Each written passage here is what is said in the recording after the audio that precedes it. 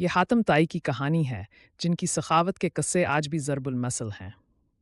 وہ ایک بہادر سردار تھے اور مہمان نوازی میں اپنی مثال آپ۔ ان کا ہر عمل خدا کی رضا کے لیے ہوتا تھا۔ آئیے ان کی عظمت کی ایک جھلک دیکھتے ہیں۔ اے مسافر، خوش آمدید، میرے خیمے میں چلو، تم تھے ہوئے لگتے نیکن پہیو آرام چون ایتساور. Dalam wie beim die stanzieder in de zorzero. اے میرے آقا، خیمے میں تو کچھ بھی نہیں بچا سوائے پانی کے۔ کیا یہ کیسے ہو سکتا ہے کہ میرے در پر کوئی آئے اور خالی ہاتھ لوٹ جائے؟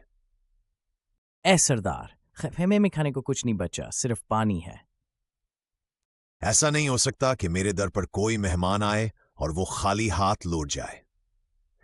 حاتم طائی نے کچھ سوچا اور پھر ایک ایسا فیصلہ کیا جسے تاریخ نے ہمیشہ کے لیے یاد رکھا۔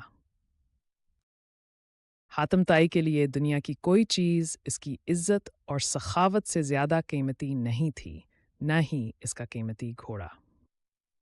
اے حاتم، یہ گوشت کہاں سے آیا؟ یہ میرے لیے سب سے قیمتی چیز تھی، مگر میرے مہمان کے کھانے سے زیادہ قیمتی نہیں۔ حاتم طائی کی سخاوت کے قصے دور دور تک مشہور ہو چکے تھے۔ جب یمن کے بادشاہ کو یہ قصہ سننے کو ملا تو اس نے سوچا کہ وہ خود حاتم طائی کی سخاوت کا امتحان لے۔ اے حاتم، بادشاہ سلامت کا حکم کہ اپنے تمام قیمتی خزانے ان کے دربار میں روانہ کرو۔ اگر بادشاہ کو میری دولت درکار ہے تو میں خود ان کے پاس جاؤں گا اور اپنے ہاتھوں سے پیش کروں گا۔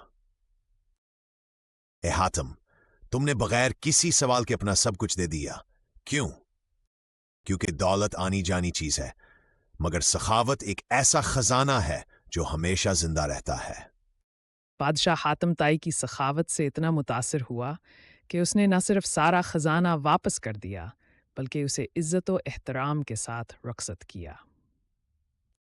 حاتم طائی کی کہانی ہمیں سکھاتی ہے کہ سچا امیر وہ نہیں جس کے پاس زیادہ دولت ہو، بلکہ وہ ہے جو اپنی دولت کو دوسروں پر خرچ کرے۔ سخاوت ایک ایسی روشنی ہے جو مرنے کے بعد بھی زندہ رہتی ہے۔ اگر آپ کو یہ کہانی پسند آئے تو ہمارے چینل کو سبسکرائب کریں اور مزید دلچسپ کہانیوں کے لیے بیل آئیکن دبائیں۔ بادشاہ حاتم طائی کی سخاوت سے اتنا متاثر ہوا کہ اس نے نہ صرف سارا خزانہ واپس کر دیا بلکہ اسے عزت و احترام کے ساتھ رخصت کیا۔ حاتم طائی کی کہانی ہمیں سکھاتی ہے کہ سچا امیر وہ نہیں جس کے پاس زیادہ دولت ہو، بلکہ وہ ہے جو اپنی دولت کو دوسروں پر خرچ کرے۔ سخاوت ایک ایسی روشنی ہے جو مرنے کے بعد بھی زندہ رہتی ہے۔ اگر آپ کو یہ کہانی پسند آئی تو ہمارے چینل کو سبسکرائب کریں اور مزید دلچسپ کہانیوں کے لیے بیل آئیکن دبائیں۔